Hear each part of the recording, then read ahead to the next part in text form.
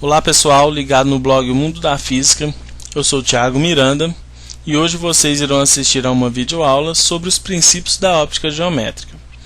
Nessa aula, vou explicar os 3 princípios, citando exemplos de exercícios que podem ser resolvidos facilmente usando semelhança de triângulos.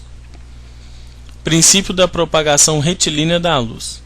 Os feixes de luz que entram em um local escuro por um pequeno orifício propagam-se sempre em linha reta. Sombras projetadas por fonte de luz pontual ou pontiforme são bem definidas, sendo geometricamente semelhantes aos meios de origem. Na figura A, temos o exemplo de uma pessoa sentada sendo observada através do orifício de uma fechadura. Na figura B, temos a sombra projetada por uma rã sobre uma folha.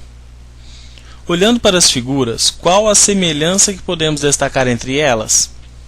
Isso aí, muito bem. A semelhança é a nitidez da pessoa e da sombra da rã.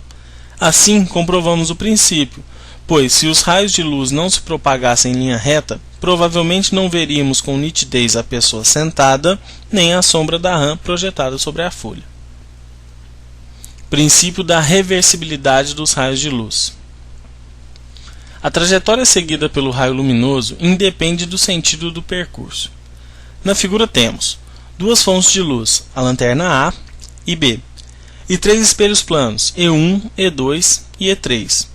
Veja que ao ligar a lanterna A, o feixe de luz emitido por ela é refletido no espelho E1, depois em E2 e E3, atingindo a lanterna B. Ao ligar a lanterna B, o feixe de luz emitido por ela faz o mesmo caminho do feixe emitido pela lanterna A, porém em sentido contrário. Este princípio também é conhecido como o princípio do caminho inverso. Princípio da independência dos raios de luz. Um raio de luz não interfere no percurso do outro. Segue daí que os raios luminosos são independentes. Na figura, há 2 feixes de luz monocromática, um azul e outro alaranjado. Observe que o feixe de luz azul, após cruzar com o feixe alaranjado, continua o seu percurso sem sofrer nenhuma alteração, ficando assim comprovado o princípio. Aplicações. Sombra e penumbra.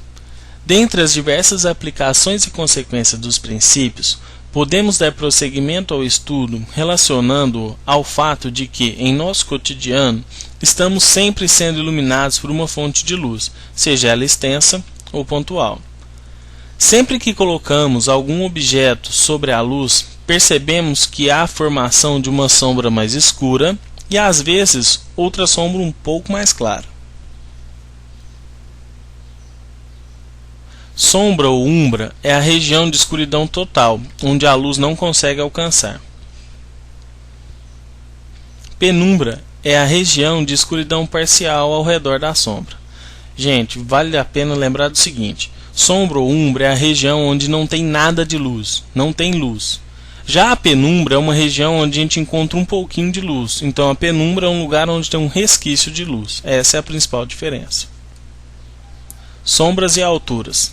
As sombras podem ser aplicadas para a determinação de alturas de grandes objetos.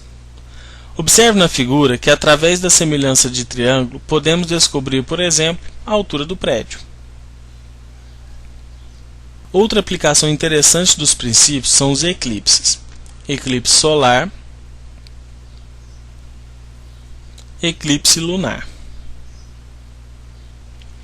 Exemplo: um prédio projeta no solo uma sombra de 15 metros de extensão, no mesmo instante em que uma pessoa de 1,80 metros de altura projeta uma sombra de 2 metros.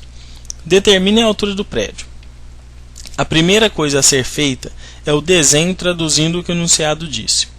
Mas, se o exercício já fornecer um desenho, tente aproveitá-lo. Agora veja se as grandezas têm a mesma unidade de medida, ou seja, se todas as sombras e alturas estão medidas em metros, centímetros ou milímetros. Veja que teremos 2 triângulos, o ABC e o DEF.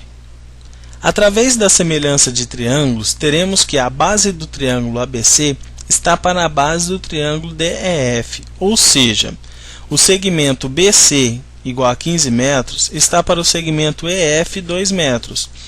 Assim como a altura do triângulo ABC está para a altura do triângulo DEF, ou seja, o segmento AB igual a H está para o segmento DE igual a 1,8 metros. Substituindo os valores, ficaremos com 15 está para 2 igual a H está para 1,8. Agora, para facilitar os cálculos, vamos multiplicar cruzado. Se preferir, pode tirar o mínimo, acaba saindo na mesma. Então fica 2 vezes H igual a 15 vezes 1,8. Multiplicando 2 por H e 15 por 1,8, ficaremos com 2H igual a 27. Agora vamos isolar o H. Então o 2 que está multiplicando o H, ele passa dividindo. Teremos que H é igual a 27 sobre 2. Efetuando a divisão, temos que H é igual a 13,5 metros. Então, através do princípio da propagação retilínea da luz, conseguimos calcular a altura de um edifício, assim como na antiguidade foi calculada a altura das pirâmides. Bom pessoal, é isso aí. Para assistir mais videoaulas, acesse omundodafisica.blogspot.com.br e se tiver dúvida, pode deixar um comentário aqui. Até a próxima!